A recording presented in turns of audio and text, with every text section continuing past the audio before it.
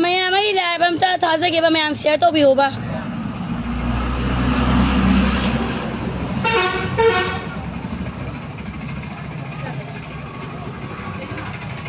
ไอ้เสียว่างานกูกินตัวบันนี้แต่ว่าสิ่งนี้ปะเอาสิไอ้คุยกี่ประสาทก็สิ่งนี้น่าก็เลยนารีบมารีเสียภาษาหน้ากิเลสกิชนะมาตัวบันมาเท่าใจปะก็ไม่อะเอาสิคุไลไปไปสิ่งน่าสิ่งสิประสาทเนี่ยกี่ดีบล้านะแต่ก็กี่ดีบล้าไปตัว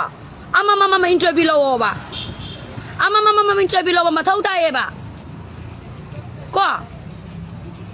อามาอินเทอร์วิวเล่นวันนั้นบางอย่างแต่เนี่ยปะก็วันนั้นภาษาอีสิน้านะคันดิสนามันนุ่งอีสิน้านะคันดิสนาไอ้คุยน่ะโฟนตกมาดำมาคุยน่ะโฟนไปเด้อามาดิไอ้คุยกี่โฟนนั่นแบบบล็อกตัวเองนะไอ้คุยบุษย์เนี่ยเล่ากันนี่แบบมันนุ่งอีสิน้าสินะกว่าก็เลยคิดว่ามันจะโฟนบล็อกตัวเองเนาะอามาดิโฟนตัวเองเนาะตัวเองเนาะหายไปดูดิในน่ะพี่บ้ามาทกใจเปล่าก็ยังมาเริ่มอยู่เนาะประจานักกีเดี๋ยวบอกสิเสประจานักกีเดี๋ยวแบบวารีสันนี่สักคิดว่าไม่ยามาพูบีไปใส่บีบ้างอ่ะตอนนี้สุมีก้อยไหนเสียวารีสันนี่ก็สมัยนั้นก็ชุดตาบีบ้าวารีสันนี่ไอ้เป็นมวยกีเดี๋ยวประจาคนนึกกีเดี๋ยวมวยก็วารีสันก็ได้บ้างสิวารีสันนี่เนี่ยสักคิดว่าเลยนะมาพูบีไปใส่บีบ้างอ่ะตอนนั้นต่อมวยสารกันด่าอะดูดิไอ้คุยกี่ประจานักกีเดี๋ยวบ้างสิอ่ะนักคุยอ่ะนะกีเห็นกันโอบะอาร์เคสันตัวบิดก็ไอ้ไหนสินี่ก็สิน้าอุดเนี่ยไอ้เนี่ยมันงั้นสิหายใจดีไปแล้วสิท้าใจดีไปแล้วสิมีอะไรแล้วสิตัวบิโอบะนักคุยน่าพอนตลอดก็ได้ดีมานกี่วันรออามากี่วันรอไปสากิตังอังกันบ้าฮาปะบ่อยรอวารีสันสินั่งน่ะ secretary วันละมันนี่นั่งน่ะ president วันละมันนี่นั่งน่ะดูวันละมันนี่นั่งน่ะ official วันละมันนี่วารีสันสิหารักก็ตัวเนี่ยบ้านนกคนเนี่ยดิอะทุกคนมาดูที่หายได้แบบปอตประจานดีเนี่ยพลไปนิ่งเดนะคุยกี่ประจานนะคุยกี่พลไปนิ่งเดประจานนะคุยกี่นับบล็อกตัวเองก็ยังไม่ต้องเงินหายไปอุระดูต่อกี่ไปกี่นักคุยบุษย์ตาไปกี่นัดเตะบ้างบ้างนักคุยกับวารีสานากัดเบสรุปดีนักคุยตาลากาอีเดนจะนักวารีสานากัดสรุปดีพลเสียไปเดบิดาตุมินน่ะมาพม่ามาได้ลัวละกันเลยจะก็แกนักขันแบบประจานสุดยาวเว้ยบ้าสุมิสุมเตะไหมอ่ะอะดูก็คิดตั้งยังตัวบ้างอ่ะปาร์ตี้ก็ตัดใจตานนรกันนี่อ่ะปาร์ตี้ก็ตัดใจตานนรกันนี่อะดูตัวกันนี่อะด้าตัวกันนี่สิ่งบ้าดัฟเทรตันตัวบิลกันว่าแบบเสียไอ้อาพิลตัวใส่ไอ้งวนตัวตัวก็สู้กันนากุมบ้าอามาตัวไปแบบเสียไอ้ประจามันเนี่ยหายกันนั่งงวนตัวประหังกันนี่บ้าไอ้งวนตัวสู้ประจาไม่อามาอีไรซ่าไม่อามาละอีเสียคุยหายเนี่ยบ้าตานะบ้ามาสุ่มจ่อสุมิสุมเนี่ยประจานนักคุยได้ท้าจะบังทำมักที่บ้าประจานนักคุยได้ท้าจะมามังไงบ้าประจานนักคุยได้กี่เรื่องเสียนักที่ดอกพิโอบ้าแต่มีวันนั้นดับตัวจริงไงเด็กว่าเสียนักที่ดอกพิโอบ้าเสียนักที่ดอกพิโอบ้าไม่ยอมขังบ้า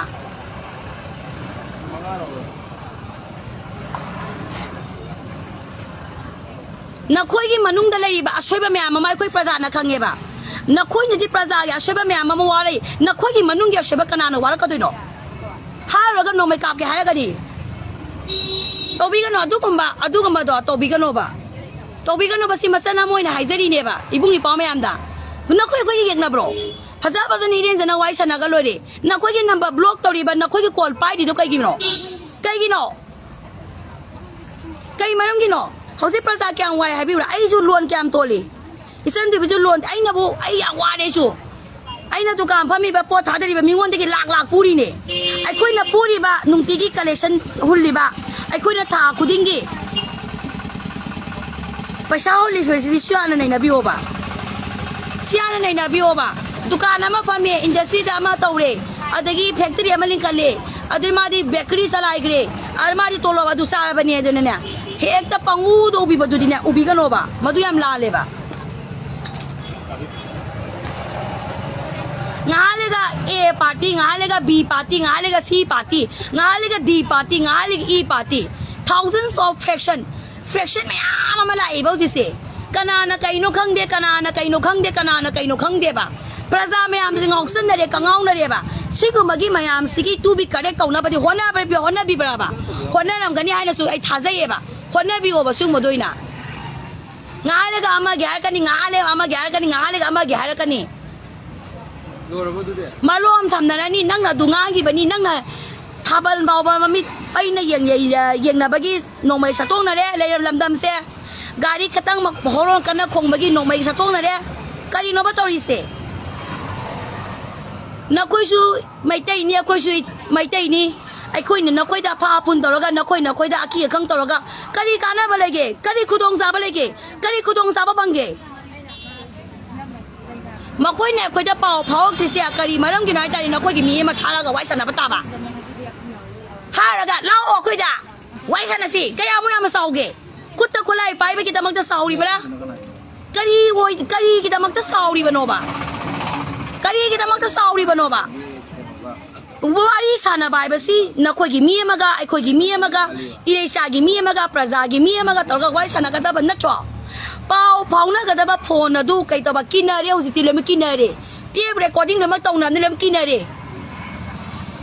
amaga party amaga xyz amaga wai sana ru ba praja da onjan da na police na interrogation tauri tape tauri apha pun tauri basi khangbi bro मैं हमले से तो बिरमो खंबी बराबा लोइने मके वा नतेबा you थकबा मी मना you थकबा थिंगबई वा लेते मामा मपाना you योलगा मचादा you थकनो हाइबा याबा नते मनुंगदा नुपी अंगांगी चोपा नुपी अंगांगदा फजदबा मिएंग येंगबा कया मना मरक्तसु याउरी बने सुबा मया ममा अमोटपा अमोट पर कया ना थली बसिदा अचुंबा साबी बगी करी वाहन थोक ले बगे अचो वसंग साबी बगे कई वाहन थोक ले बगे हाई बसी अखोई न सावरे मणिपुर सिदा मनुंग की ओइबा अखोई न सावरे मनुंग की सरकार अखोई न सावरे अखोई न हाइबा द नखोई तागदबनी अखोई न तोबा मतम न तोगदबनी इनगदबनी अखोई द क्रिटिसाइज जादे अखोई द एनालिसिस जादे हाइबा न ददी मदुदी अफबो ओइरोइबा कमाइना अफबो ओइरकदोइनोबा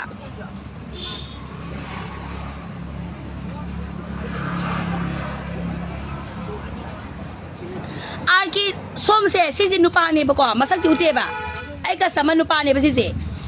आई ना मंगोदा फोन तवे बा माना फोन कखले बा मरम हाना थिदो कदने मा थबक सिनबरा नतगा मा जे फरक ताबरा नतगा आई ना मंगोदा ब्लॉक आई ना मंगोदा कॉल तबदा माना आई नंबर से ब्लॉक तवे बा करिगिना माने वंदा ब्लॉक तवे बसे हाना खनगदा बने कोकसे अदुदि नतबिदा एरा माने गी नंबर कखलप याब्रो आई फोन अमुक्तंग द वन टाइम कॉल द कखप याब्रो मी थबक सिलमदी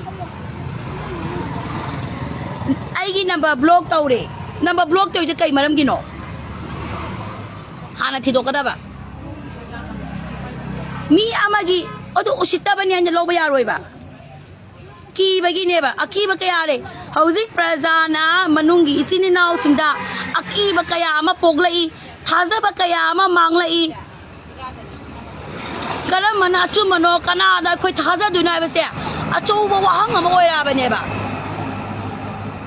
अतुई तारी अखोई अशेबसना करिनो प्रजाना अखोई द कीरिसना करिगिनो खदोकदबनेबा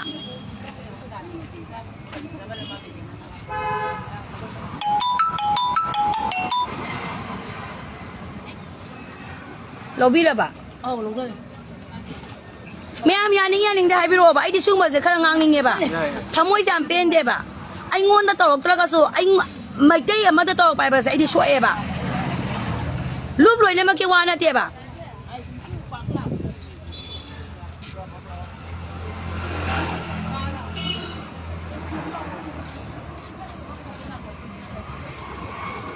आइगी कॉल पाइरक्त्रे आइगी नंबर ब्लॉक तौरे माजे उसितबनी हाबदी यारोइबा माजे उसितबनी आई माजे उसितबनी अन लोबदी यारोइबा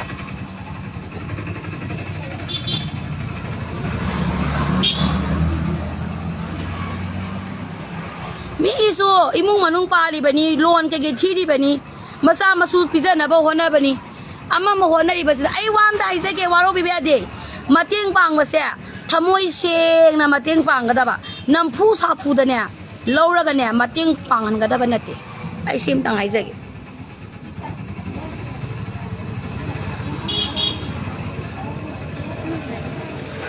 नखोइना कनागुम अंगंबा XYZ Amna नमफू साफूदा मतेंग लौग्रेना खलसिबा mating piri ba mi na thamoy kya saklak ni sakhi ba thamoy du ni na pa boy ni ba na koida waro bi biya di ko azim na han jung ne party samjalaga party sajalaga asing boy ramdre hauju ju nupi ma phari lab league roi kana ma party no ne party do wai sanare oi ramdre haroga akoi digi tan thokra ba mi ni harani akoi digi tan thokra ba mi ni praja khang na warak piu adu khang na warak piu praja khudimak loi na mak thongna pha ba leite praja khudimak ta akiba phau ba timid oi ba mingam jada ba mayam ma lei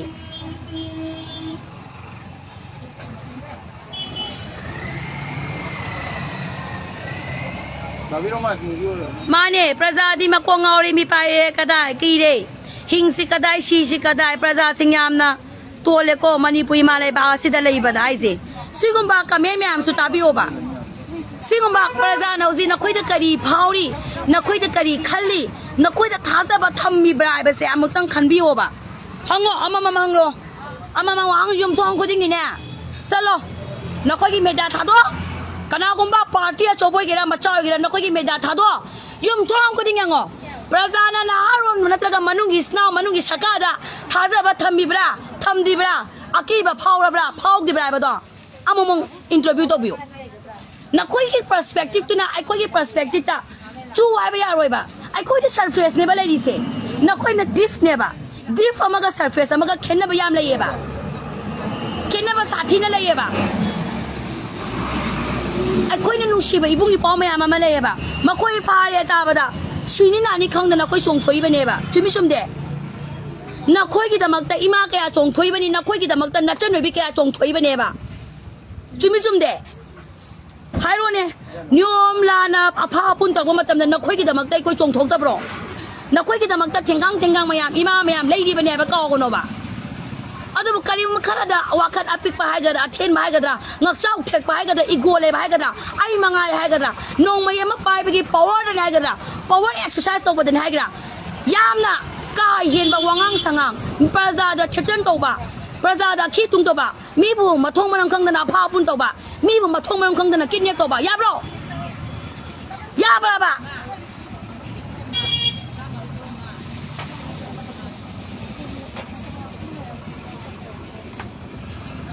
mane party khudi mang na party de ki tan thoka ba singa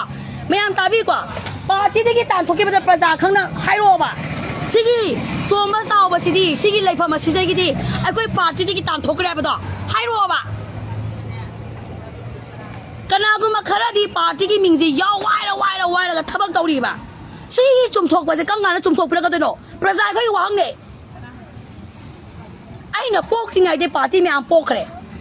chum thok pi ro sum ma se khoi pa me chum thok pi ro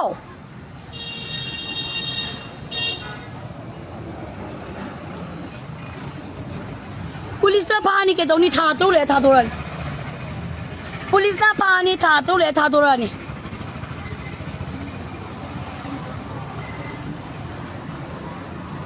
sing saging amana sing ko ma mang thue ba apha ba sin now asing ba yaw gi meaning khang ba itik khang ba maru luk ba kaya ma le ye ba ahla man haina ba sum ya itik khang ba yaw ning tam la mi mathamoi sen na ning tam la mi oi ba du de theng na re ma ma maru luk pa nga ta ne siang na ye 100 tan jai bi ge maru luk pa nga ta ne ai nga siam song ning mayam customer mayam da ko ju lai bi ai noi hore nan ga ai gi la sia loi na sia to bi ga da ba ni ko ma ya to bi ko ma ya to bi ai am tang sangu gi am ta pen am ta ngang zaru gi ima ma ya ai am pen de go lo ima ku dai mu ka pe ma pas na du le ba ne juro ani da sami yang kai so hum ni inam sia am ta ngai bi ra mu ko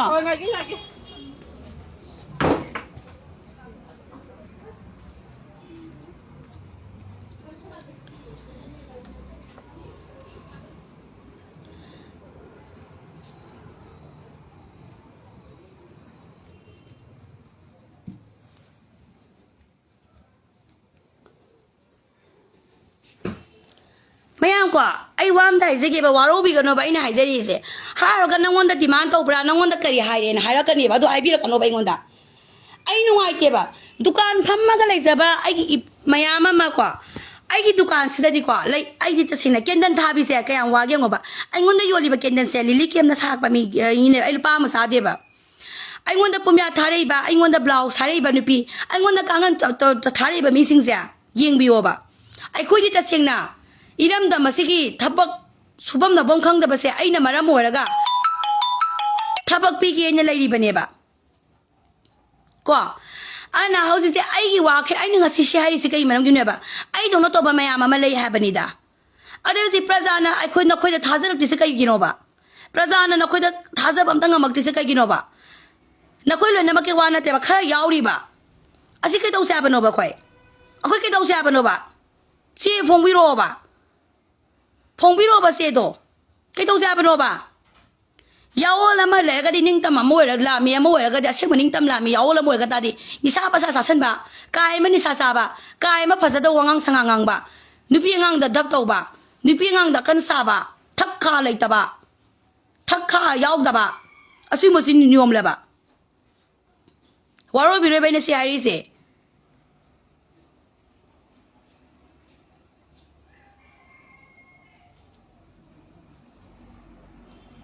Kaya mapana pinda na pin mapang kay na tang to kada ba na traba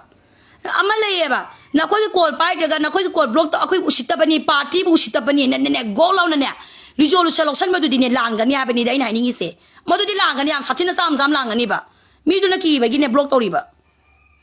tension lai ba gi na ko call la ga ni ga ma da na ko tension la ga ni ga ma kana ko ma ga ni sa ka shi suicide to ni ba yaw ba ne tu ma gi wa na te suicide to ni ba yaw ba ne ado ang biyo ba yung tong kuding sa lagang biyo ba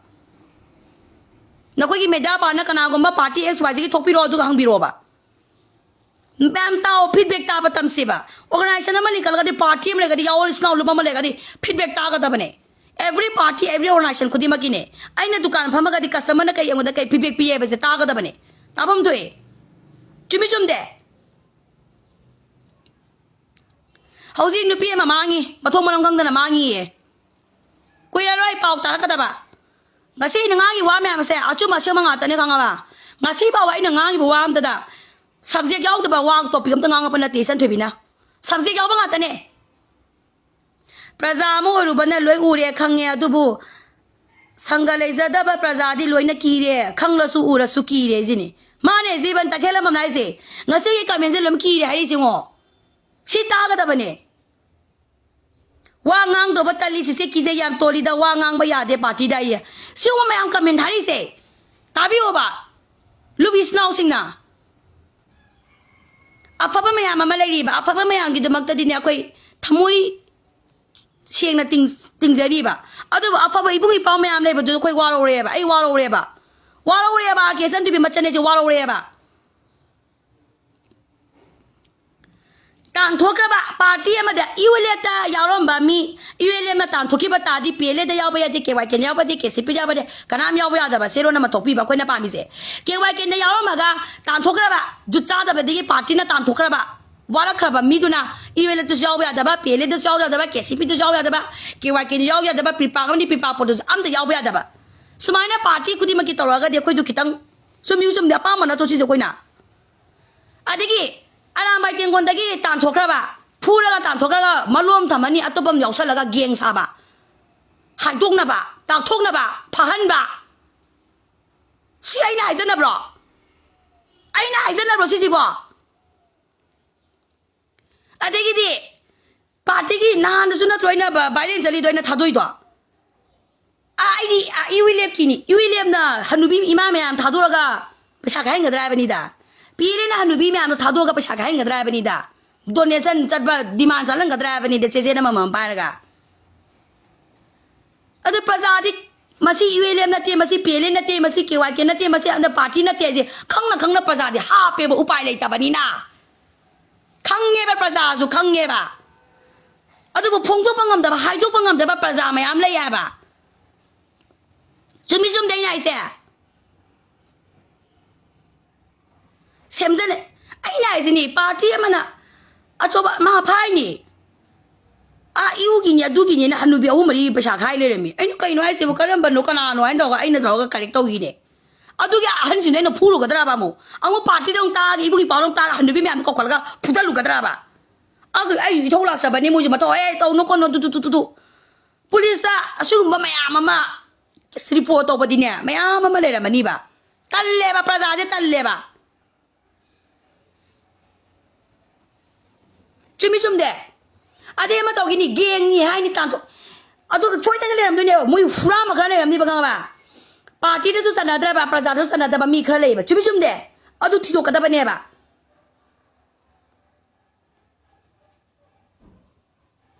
ai na ko me ya abi ni ni tha sam da yin khalo ne iwi le ba ma na na da ka bi le na da ka ke wa ke na hanu bi mari manga to ra ga saksin pi ra ga dukan khuding gi pashani ba sala lang adra ba si kok si dong khan na se ba adu bu chat pa yaw ba ne ba mami wa chat pa sai na ka pha ba na te ma sa mang na party ki xyz amana pha ra ga ne ai won da pau se hai ra ga ne ai na to ga chat li ba ni wa lo le si da ai na ka pha ba na te isi ni na o si na pha ra ba party di pangoi ko pa loi ko achoba party ne ba ko party ma sa mak na pha ri ni ko isan te bi ai gi akhoi gi party gi ming use to ga hanu bi o mari si da pa sa khai le na ngam ta la o ni ai se kau ra ba sat la ba i se yaw ri ba ni shu mo si yaw ri ba ni adu bu party a so ba di ashu ba easy matter da ne moi di ko tha da ba do pa mak pa su lai ma ni pam da ba su ngang na ba wa re ba mo ju chumi zum de ro ni ma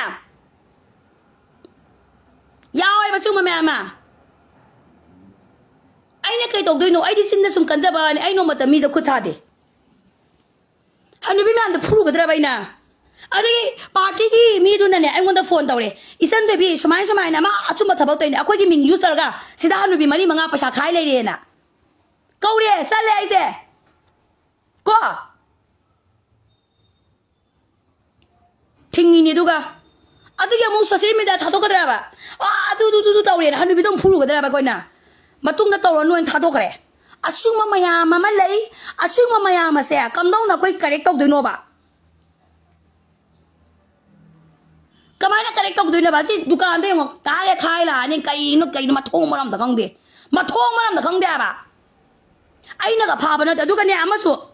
ma phom de hai jiru ki nung dang se pukhali ni ko nung dang se da ne mui manga se hari ba gen khupu si ki manga se party a chobani macha ma su ga na te party a chobam ne ne pure da na sida yaw ri se ma ni mi tu de yaw de party mui ma hu ma ri su ye ba gen khupu se pha re ba khara phu re ba dab khara taw re ba ha tu ga dra ba matung da taw no tha do khare ba ai na ga pha ba na sa de ko party ma sa mang na pha ri ne asigumba mayam si kai dau sia bano khoi se akoi kai dau sia bano ba adoi ta di party ama da yaw ma ba party ama na tan thokra ba adu ma mi du di atu pa party ama ta da lobi ganu ma se praza ko ya pa mane pa mi pam ne me ya pa mi pam dai ro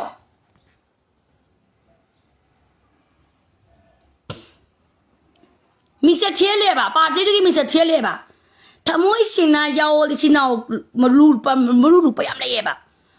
yam fisher vision da tawraga project acho thada ba tungi khuna gi damak ta khanba mayam ama le ba asigumba mayam se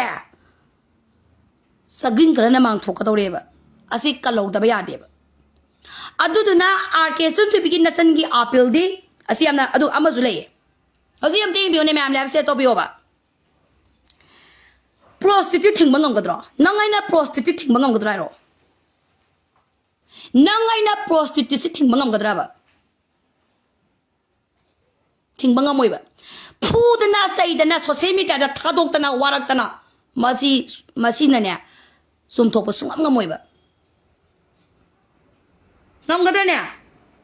housing no pi bi kaya ma prostitute ki lambi da la sabi ju mau ju le mak lai nu pa ju ni pi su call boy prostitute ki phajaba wide call boy and call girl ai hoi la tor ke ba si kama na koi thing zige mafam ma tham do ka da ba ne makhoi gi mafam jaga amada ne maning tam na mafam jaga amada moi je to hon ba ado atopa jaga atopa mafam da sai thorok ta ba UAC ki tap ta drug addict ngausna ba ga ma ko na ma tham ba do adugi makon du da kai da ba moi se chum thokna ba mu khona bi ga da ba aduga hari ba mafam jaga asida nataba atopa mafam da tor magadi akan ba punishment pi ba asung ma myam se to ba yai ba adi matang topic tor kai hore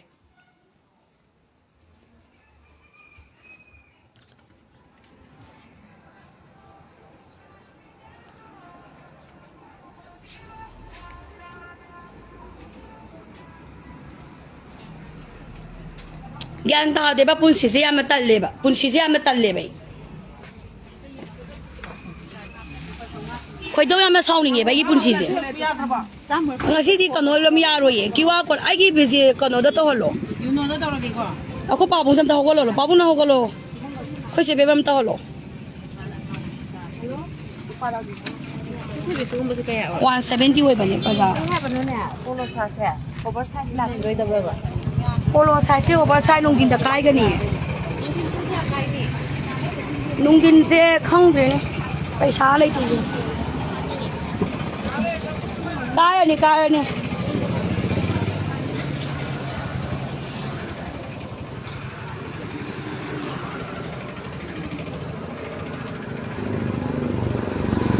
Ano ko maya?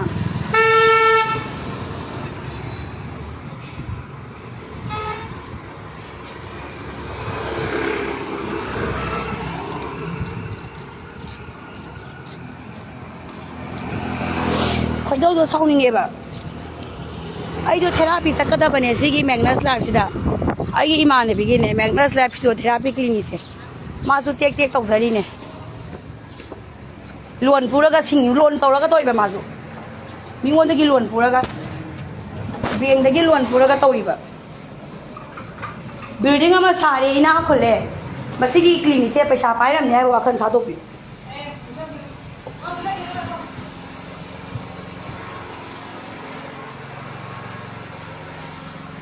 Ai tau ra se bai.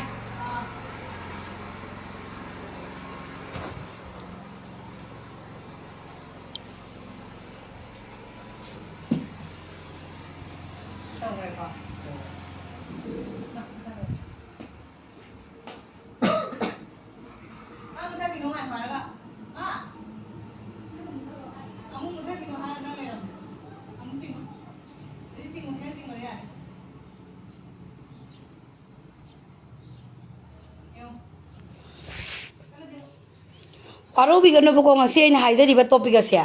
Khoi do soning ba gine ba.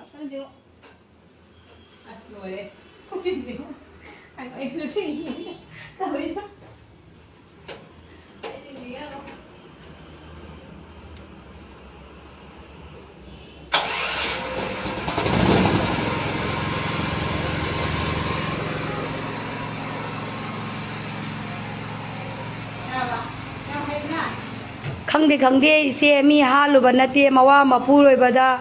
khut tha le li saina kalale sibu sum libra nupi singbo social media da ai wam dai jage ba ko phatta ba masing yam khale ba ji se ai khoi na mi se phuri gai mi se phudali gai wara ki gai ai khoi gi problem di solve to ba ngam gadra ba ngam dre ba hengale ba mawa lo di li se mani sa loi re na khale ko ai la di akhoi si kai tau si ga ba du ne ba kamai ne ma si phan si ge ma di ko khan si ga ba du ne ba akhoi sa khot pelam da kamai tau ya ra kan da ngau sna ba drug eti we ba se ma pham ma da ma thamdra thamit am de thamme ba ado khoi si ki prostitute hai ta re ko akhoi mani pu ya mafam se mayam na khangne se kaino BOC mayam na tana bada BOC then Pauna Bazaar Thangan Bazaar cinema mama leitro leite akoi na khangza bada adagi restaurant adagi hotel adagi asyung makaya amada akoi gi suma prostitute ba pose towe call boy na ta call girl se towe ba se koi mayam na common knowledge ne ba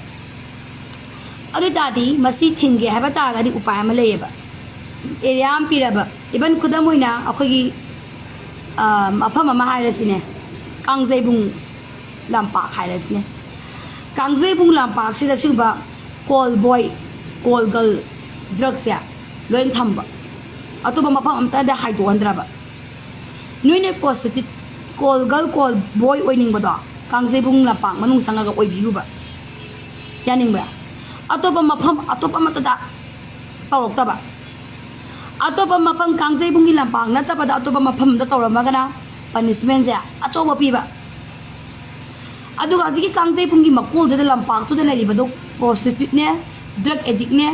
ma'am अमा ले हेन खलसिबा ꯃꯈꯣꯏꯁꯤꯅ ꯐꯅꯕꯒꯤꯗꯃꯛ ꯇꯝꯅ counselling ꯑꯃ ꯄꯤꯔꯒ motivate ꯇꯧꯔꯒ ꯆꯨꯝꯊꯣꯛꯅꯕ ꯍꯣꯠꯅꯔꯒ ꯃꯈꯣꯏꯒꯤ ꯁꯦꯟꯗꯥꯟ ꯂꯝꯕꯤ ꯃꯈꯣꯏꯒꯤ ꯋꯦ ꯑꯣꯐ ꯃꯣꯏꯒꯤ ꯂꯥꯏꯐꯇꯣ ꯆꯨꯝꯊꯣꯛꯅꯕ ꯍꯣꯠꯅꯕ ꯑꯣꯞꯁꯟꯁꯦ ꯁꯤ ꯅꯠꯇꯅ ꯂꯩꯔꯛꯇꯧ ꯃꯥꯟꯗ꯭ꯔꯦꯕ ꯆꯨꯝꯃꯤ ꯆꯨꯝꯗꯦ ꯃꯌꯥꯝ ꯌꯥꯅꯤꯡꯗꯦ ꯁꯤ ꯑꯃꯇꯪ ꯑꯩ ꯅꯩꯅꯍꯟꯅꯤꯡꯉꯦꯕ ꯌꯥꯗ꯭ꯔꯦꯕ ꯃꯅꯤꯄꯨꯔꯁꯦ ꯃꯅꯤꯄꯨꯔ ꯌꯥꯗ꯭ꯔꯦꯕ ꯃꯅꯤꯄꯨꯔ ꯂꯣꯏꯔꯦꯕ ꯃꯅꯤꯄꯨꯔ ꯄꯨꯡꯂꯣꯏ ꯌꯥꯗ꯭ꯔꯦꯕ ꯑꯩ ꯂꯣꯏꯅꯃꯛ ꯄꯔꯐꯦꯛ ꯑꯣꯏ ꯍꯥꯏꯕ ꯅꯠꯇꯦ ꯑꯩꯒꯤꯁꯨ ꯑꯁꯣꯏꯕ ꯃꯌꯥꯝ ꯑꯃ ꯂꯩꯀꯣ ꯕꯠ ꯀꯩ ꯍꯥꯏꯅꯤ ꯑꯩ ꯉꯁꯤ ꯐꯥꯎꯕ ꯑꯩꯒꯤ ꯋꯥꯈꯜꯂꯣꯟꯗ ꯑꯩ ꯄ꯭ꯔꯣꯁꯇꯤꯇ꯭ꯌꯨꯠꯀꯤ ꯑꯣꯏꯕ ꯋꯥꯈꯜꯁꯦ ꯑꯩ ꯍꯛꯆꯥꯡꯁꯦ ꯀꯠꯊꯣꯛꯑꯒ ꯑꯩ ꯄꯩꯁꯥ ꯇꯥꯟꯒꯦ ꯑꯩ ꯑꯗꯨꯒꯨꯝꯕ ꯂꯝꯆꯠ ꯐꯖꯗꯕ ꯇꯧꯔꯒ ꯑꯩ ꯄꯩꯁా ꯇꯥꯟꯒꯦ ꯑꯩꯗꯤ ꯅꯣꯡꯃꯇ ꯈꯜꯂꯨꯗꯦ ꯍꯥꯏꯕꯅꯤꯗ ꯑꯗꯨꯕꯨ ꯈꯟꯗꯕ ꯂꯩꯁꯥꯕꯤ ꯀꯌꯥ ꯑꯃ ꯉꯁꯤꯗꯤ ꯍꯟꯗꯛꯇꯤ ꯈꯜꯂꯛꯄꯒꯤ ꯆꯥꯡ ꯋꯥꯡꯈꯠꯂꯛꯑꯦ ꯐꯅ ꯂꯤꯆꯩ ꯊꯥꯅꯁꯨ ꯀꯤꯔꯛꯇꯕꯒꯤ ꯆꯥꯡ ꯋꯥꯡꯈꯠꯂꯛꯑꯦ ꯏꯒꯣ ꯋꯥꯡꯈꯠꯂꯛꯑꯦ ꯃꯤ ꯀꯤꯅꯗ꯭ꯔꯦ ꯃꯤ ꯍꯥꯠꯄ ꯀꯤꯅꯗ꯭ꯔꯦ ꯅꯣꯡꯃꯩꯅ ꯀꯥꯞꯄ ꯀꯤꯅꯔꯛꯇ꯭ꯔꯦ ꯃꯁꯤ ꯀꯝꯗꯧꯅ ꯑꯩꯈꯣꯏ ꯁꯣꯜꯚ ꯇꯧꯁꯤꯒꯦꯕ ꯁꯤꯅꯤ ꯑꯩꯅ ꯍꯪꯅꯤꯡꯉꯤꯁꯦ ꯃꯌꯥꯝꯗ ꯃꯌꯥꯝ ꯂꯥꯏ ꯂꯣꯏꯁꯤꯜꯂꯒꯦ ꯑꯩ ꯐꯤꯖꯤꯑꯣꯊꯦꯔꯥꯄꯤ ꯍꯧꯔꯒꯦ